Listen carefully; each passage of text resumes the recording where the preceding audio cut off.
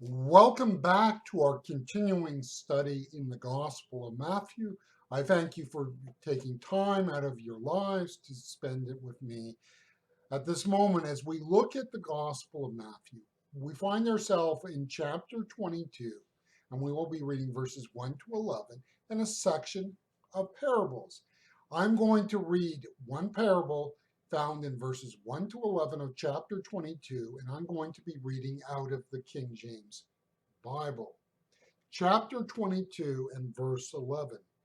And Jesus answered and spoke unto them again by parable, saying, The kingdom of heaven is like a certain king, which had a wedding for his son, and sent forth his servants to call them that were bidden to the wedding, and they would not come. Again he sent forth other servants, telling them, saying, Tell them which are bidden, Behold, I have prepared my dinner, my oxen and my fatlings are killed, and all things are ready. Come unto the marriage. But they made light of it and went their ways, one to his farm, another to his merchandise. And the remnant took his servant and entreated them spitefully and slew them. But when the king heard, therefore, he was wroth, and he sent forth his armies and destroyed those murderers and burned up their city. Then saith he to his servants, The wedding is ready, but they which were bidden were not worthy. Go ye therefore into the highways, and as many as ye shall find, bid to the marriage. So those servants went out into the highways and gathered together all as many as they could, both bad and good, and the wedding was furnished with guests. And when the king came in, he saw to see the guests, he saw there a man which had not on a wedding garment.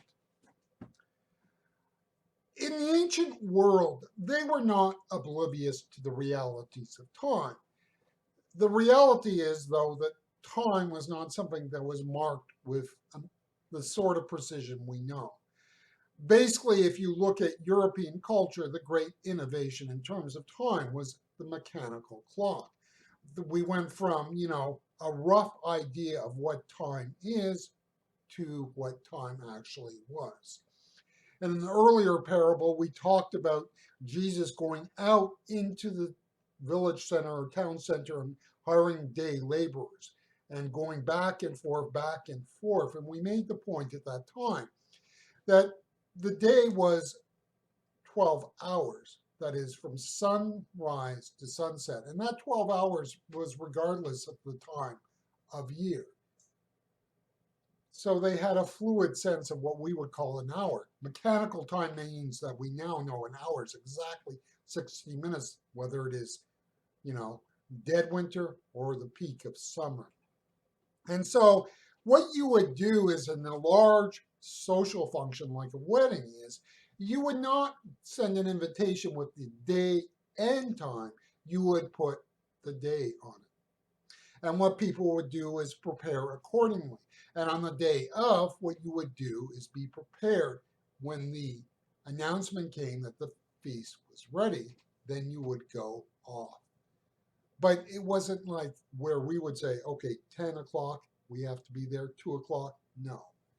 So you were expected to be ready when that invitation came on that day because you had been given prior notice.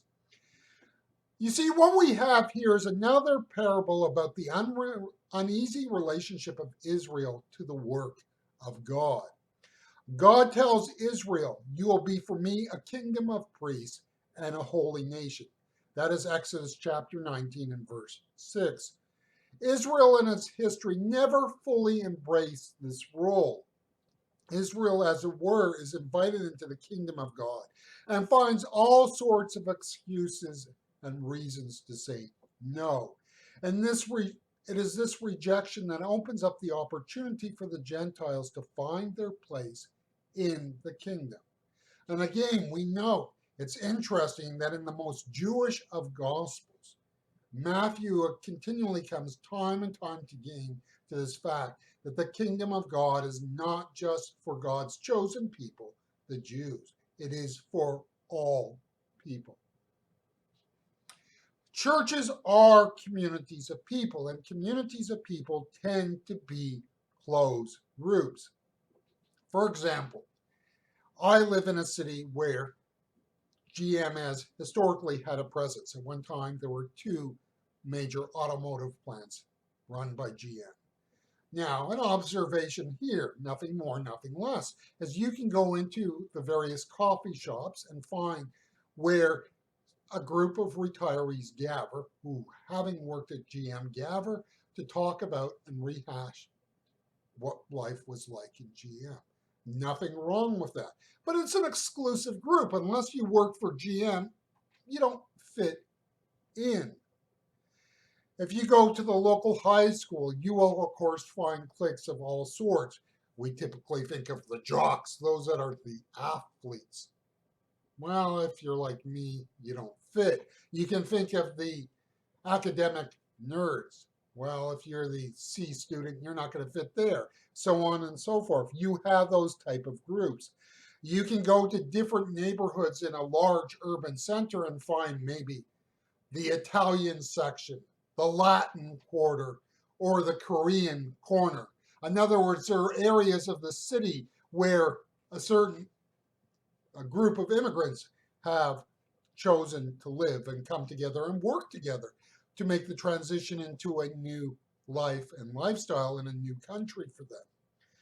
And if you don't fit into those groups, well, you know, there is a natural tendency for people to end up in exclusive groups, groups that are closed to others.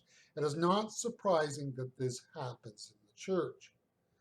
But notice, one of the applications of this parable is that the church is to be an open, inclusive group, not in terms of we have no moral standards or no sets of objective beliefs, but rather we are to be for all people. We're not just for our little group who think we've got things right about God and our place in the world. And then there's a theme that is found in the scriptures from the day of Noah to this parable. And that is the fact that it is not so much about moral issues that separate people and drive people outside the kingdom of God. There is a side of Christian preaching and Christian teaching, which is it's about righteousness, which means morality and which means ethics. And then we find a parable like this, the story of Noah, and everything else in between. It is actually the fact that people are so often so busy living life that they have no time for God. And that's what the parable says here. These people, when the invitation came, were busy doing good and wholesome things. They were not living debauched, immoral lives. They were simply too busy to have time for God. And so we in the church not only have to be inclusive of people, but we in the church must learn in the midst of our busy time to really create space for God in the life of the church and in our lives as people. The people of the church must invest their lives in God, or else the parable says God will bring in other people.